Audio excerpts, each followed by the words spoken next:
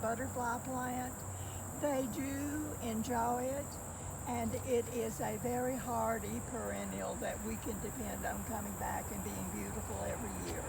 The sulfur butterflies particularly. The sulfurs, yes. Okay.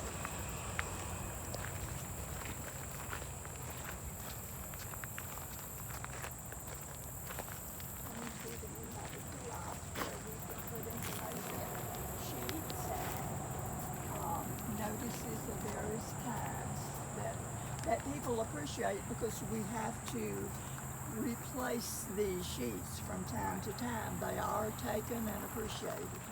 So part of the mantra of the Master Gardeners is education, and so this helps inform anybody who comes to the garden. Gives them a little bit of information. And Nancy, of course, over here to our right, you see the lantanas. They are another very dependable perennial that comes back year after year, and they bloom all season, which of course is always a plus.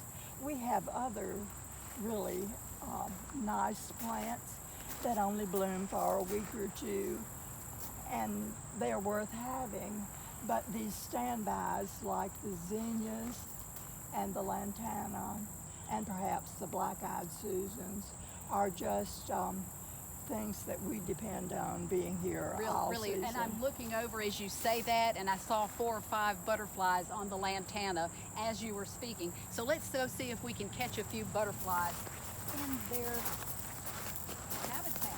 Yes, we have a lot of black swallowtails right now and a few other things. Salvia that is always a favorite. The little yes, red that one in red there, a salvia, volunteer, yes. but is very welcome. Oh, look at these. See if the cat look over here. Just all over the place. Aren't they beautiful? You can just see them enjoying those lantana. They Yes. sure are. We've got different colored lantanas here too. Most of these black ones are actually tiger swallowtail females. A few of them are eastern blacks. But aren't they abundant? They are, and I'm seeing, oh wow, I don't know what this little fast moving, I don't know. A little golden sulfur. A golden sulfur. And that looks like a cloudless sulfur. I can't focus on it. He's moving so fast. The sulfurs are such right, fast movers. They really are. I think you caught a glimpse of him there, Pat. Mm-hmm. Okay. And all these beautiful black-eyed Susans that are Yes, in bloom right Rudbeckia. now. This is called Rudbeckia. That's the correct, That's the proper the genus name. Okay. But aren't they beautiful? They are They really And are. all kinds of butterflies like them. They make a lot of nectar, and they make a good landing platform for the butterfly to sit on and be accessible to a lot of different little flowers in the I middle of it. just saw a little hummingbird. Yes, Mona, I don't know if you can see that purple flower in the middle there. yes. Do you know the name of it, Let lady? me walk down and Okay. look. I can't tell from here. Oh, yes. This is a horticultural selection of a Mississippi wildflower that is a verbena. Verbena bonarensis is its scientific name. And the flowers are not really all that showy, but they make a tremendous amount of nectar that the adult butterflies love. Right. So that is a winner to have So, in your so garden. when you create a butterfly garden, the beautiful flowers are a part of what you see, but they're not the main They're only half of it. point. When you decide to have a butterfly garden, you have 2 primary categories of plants. The beautiful flowers that provide nectar for the adults, but maybe the less showy plants that provide vegetation for the larvae or caterpillars to grow on. You can even select the kind of butterflies you want to come to your garden by providing the proper food plant for the larvae. So that is so interesting. So we have multiple food plants here in this butterfly garden, and we're going to try to find some. We usually have a lot of fennel for the eastern black swallowtails. If we make our way down, what are we seeing here? What are we We're seeing? seeing senna, which is the larva plant for the sulfurs. For the Let me sulfurs. see if I see a caterpillar on here. They are so well camouflaged. They're little Look, green right line- here, right here. There they are. Yeah, two babies. Yep, yep. And now what butterfly is this? The cloudless sulfur. Cloudless sulfur. They like the senna. And of course, senna can be so weedy that It's you invasive, have to yeah. really keep up with it, but it's worth working to keep it under control to have those beautiful yellow butterflies all over the place. Now here is some more of the Verbena bonariensis, but this is just a wild plant. Right. It's not the selected cultivar like Okay, the one that okay. we looked at But it earlier. still provides some nectar. Oh, Yeah. plenty. They love it. Okay. Isn't this a pretty color? Oh, I love that color zinnias. Yeah, zinnias are so satisfying. I can see that we need a little deadheading in the garden right here. So we can talk about the work it takes to maintain this garden. What is it that master gardeners have to do to keep all this going year Well, to year? for one thing, as I said about the senna, we have to try to keep our weedier plants from just overtaking things the way our beggar louse plant, which is in the lagoon family, is trying to do there. The silver streak skippers use that as a food plant, and they're pretty little butterflies, but you see that it is very weedy, and usually we keep it better controlled. Does the beggar lice have any benefit to the butterflies? I mean, The larvae eat it. oh, okay, the larvae do. They do not go to the blooms because they're not very showy. They apparently don't make a lot of nectar, but the larvae, of course, eat the vegetation. Okay. Some more of this, Abundance of the verbena. Yes. Is that Verbena, Verbena and this I year. see some more Some more senna. over here. you can see that certain things get weedy if you don't have people right here. And this, We do have yes. Okay, no. I thought that was a milkweed at and first, it's not, but and it's not. Okay. Well, this is a chase tree, This is a also in the verbena family, but the butterflies like it, and it's a perennial that comes back here every year. And usually it's not even killed to the ground. well, we are going to see some fennel, but obviously the caterpillars have already had. Denuded it. Yeah, This- that's the remnant of. This was a fennel plant that had nice frilly fronds, but the caterpillars have enjoyed it very much. It will come back next year. Now this is another verbena, Verbena rigida. That's another Mississippi wildflower that the butterfly adults really love. It makes a lot of nectar. And here we have another larva plant, a passion vine. The Gulf fritillary larvae eat this, and then the butterflies and the hummingbirds love the flowers. Now, is that the passion vine? The You see passion the vine. fruit of the passion. Yes, I don't see flowers There, right. this is Oh yeah, there's a a fading flower, but it's a very frilly, pretty flower. Usually that one is a little past its prime. I see some fruit on it. So let's move along. I don't see any larvae on it right now. I saw You saw some of the last Gulf week? fritillaries here on last Thursday, and there were a few larvae too. Well, And there's we have another patch of it. Maybe we'll see some later. Mona. The name of this plant It's is Baptisia, Baptisia. our false indigo. It's another Mississippi wildflower, and the sulfurs like it.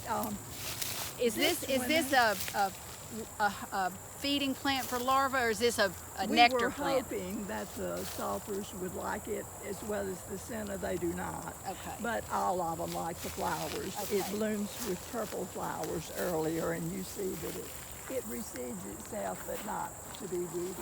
Ironweed, another Mississippi. Another Mississippi wildflower, ironweed. Okay. And what am I looking at over This is here? Centennial. It is just one that makes a lot of nectar that the butterflies enjoy earlier in the season. Oh, I do see another passion vine blossom. Okay, good. Get a picture of this. It shows how pretty it is. It's so exotic looking. That's a passion vine. Do you see any of the little orangey larvae on any of that, or the Guffridillary? Do not see anything at the moment. Notice that we have pawpaws on our pawpaw tree over there. And I am going to take one of those pawpaws home. Okay, will you just take all you want because nobody eats them? The animals do not eat them. I thought that the possums would come through and eat them. So but the pawpaws are a host plant for for the zebra zebra swallowtail. swallowtails. And I've actually had zebra swallowtails visit my yard for the You are first so time lucky. this year. This is a food plant for one of the swallowtails. And this is what type of magnolia? This is the sweet bay Sweet Bay magnolia. magnolia. All right. And you can see that it bloomed a lot this year because it has All the seed cones on it. pods And all what over. what is this back here that I'm? That is just, it is a hibiscus. Okay. Sometimes, I think the genus name is Alvia, but Okay. it's just good for the flowers. As far as I know, none of our local butterflies use the foliage for food. I'm going to quickly go pick a pawpaw I'm so, gonna run over there and get a closer look up. That's So what I that- was heading now. so that everybody will know what a pawpaw. There's some already on the ground that have ripened.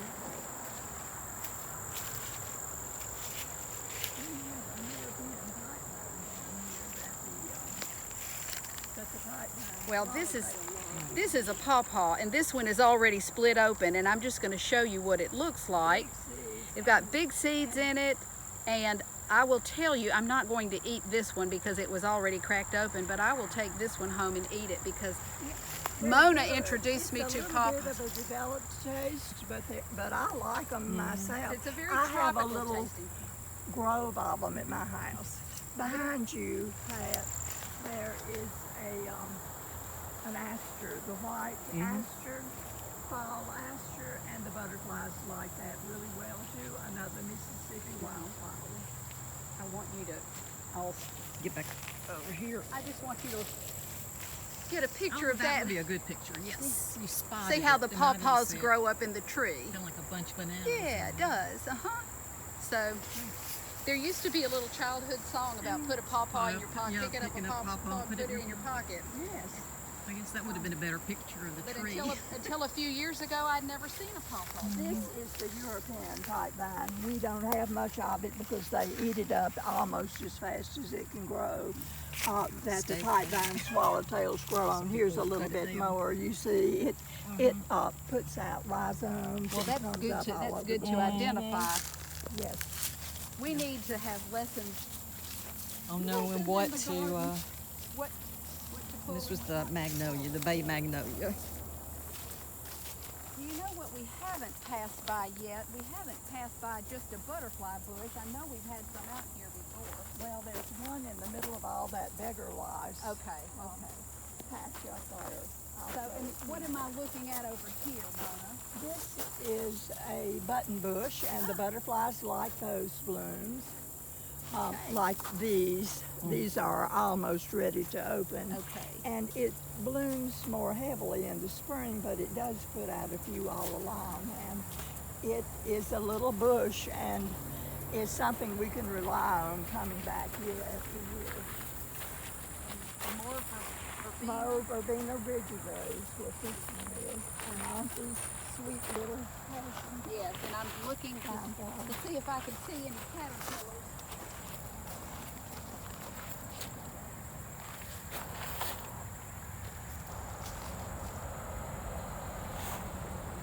Oh yes, here's one. Oh, good. Oh yeah, I see it now. You're There a good it is. spotter over there, Yes. Mama. Now tell me what caterpillar that is. Gulfridillary Gulfridillary. larva. They do not overwinter here at all. They're very cold sensitive, but down on the coast they overwinter, and then as they reproduce during the season, they get up this far about this time of year, and to have a couple of broods before frost usually. Right. Did you see me on this one? I'm looking to see. Oh yes, look. Oh, there's a good one. That's a big nice big one, He's yes. almost ready to pupate. Yes, look Aren't at that. they ugly? They're I not, think they're a not, mother could love them, Yes. and master gardeners, butterfly enthusiasts. so, oh, look, more Oh, over there's here. more. Now that we've, Now that we can identify them. yes, there they are. There they are. It's kind of like being in Alaska when you can spot moose Yes. and other animals. You know what you're looking for. And there's several over there too. Wonderful. Well, we're That one's going loaded. to have a lot of gulfridillaries before long, and you can see why we have a good many salters, because these little larvae are just all over the place. The hummingbirds. We Now need what was this again? senna. That was the senna. Okay. Yes. We need to get rid of this before it makes seeds. Okay. But leave them as long as As we you can, so that okay. we have the butterfly. But you see Look at all the why pasture. it's Yeah, you see really- all the blossoms down there too. Yes. That's pretty. Isn't that pretty? Yes. Do you know what, can you enlighten me on this? Do you know the? This is another one of those chase trees. Okay, okay, just a different A color. different color, yes. This one is a little yes. more pink. They come in colors from pink Right, through just like blues. the buddleia or the butterfly bush, they Yeah. come in a variety of colors. That's right. Okay. All right, and we're coming back around to the lantana and the rudbeckia. Yes, this is woodland phlox Yes. that has the pink flowers in the springtime that the butterflies like so well. We try to plant plants that will bloom sequentially so that we have things that bloom very early, like the creeping phlox we have over there, and then the other phlox plants, and then pentas, and then all of the zinnias start blooming, and so that we always have something blooming that will provide nectar for adults. Very early this year, in my yard, I noticed swallowtail butterflies. Very few, but so we know they're here early in They're the here spring, early. and you want to provide something for them to nectar on, and then through the season, and Yes. especially now, a lot of them will migrate. Year before last, the first butterfly I saw here was at the end of March, nectaring on the creeping phlox, and it was the monarch. Oh, Just made my day. that named monarch. It's the king of the pretty- butterflies, and we all want to exactly. do things that help the monarch. Yes. Well, this has just been a wonderful, wonderful. Is there something else along here that you want to be Sorry, picking up some trash. doing your part? Let's walk around this way, Let's walk around this way, and I can and show we will you wrap up the the. Buddleia, which is the butterfly plant. We used to have some milkweed along here.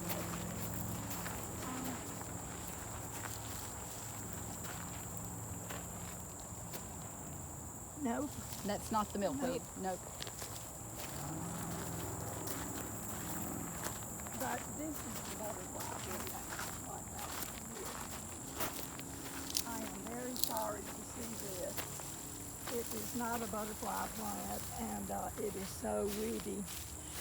This is the Buddleia. It has been a little bit crowded by all the beggar lice plants, but And there is. But normally it provides a lot of nectar for And here's butterflies some that more of simply it. love Here's it. some more of it. Yeah. Oh yes, well good. Another color. Now that's one of their favorite ones. That plant must make an extra amount of nectar because I have seen more butterflies on it. They really do like it. And Mona, is this That's pipe our vine? pipe vine. Okay. Yes. And there's a swallowtail named a pipe vine swallowtail, and so this is the Food plant food for the plant larvae. for the larvae. But this one has gotten old and tough, and the baby larvae have to have more tender growth. Okay. So I think that most of these black swallowtails that we see around here are eastern blacks, and they are tigers Okay. that grew on the Eastern. And we've got coneflowers that are fennel. Yeah, that are food plants. And there are some butterflies even that like the foliage of that, like the painted lady. The painted lady is a common beautiful butterfly that we see around here, and their larvae are not quite as selective as some of the others, and they like several members of the composite family, including occasionally the coneflower foliage. well, we've almost come back around to where we started in the butterfly garden. Thanks so much for joining us and viewing this video, and we invite you to come down to the Riverwalk near downtown Columbus and see for yourself what a wonderful job the Lowndes County Master Gardeners have done in creating this space and maintaining this space and providing nectar and food plants for our local butterflies and their families. And thank you so much for joining us.